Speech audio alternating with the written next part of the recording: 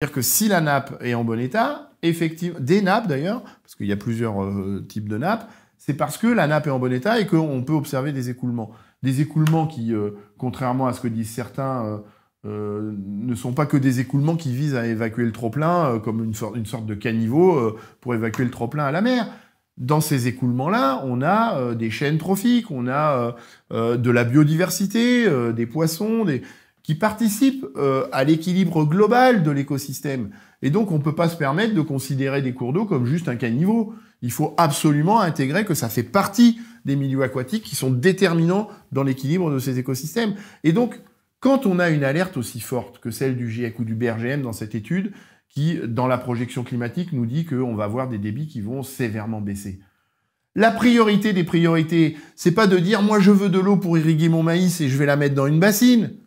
C'est de restaurer ces foutus milieux écologiques, ces foutus milieux aquatiques, pour qu'ils remplissent une fonction optimale, maximale de rechargement des nappes souterraines au moment où l'eau est abondante. Et donc ça passe par, oui, il faudra renoncer à des zones qui ont été drainées en agriculture pour faire du maïs, et remettre ces zones-là sur des zones qui jouent une fonction de bon état des milieux aquatiques et donc de rechargement des nappes. C'est ça la priorité absolue. Et c'est avec ça ou plutôt c'est à ça que doit servir l'argent public.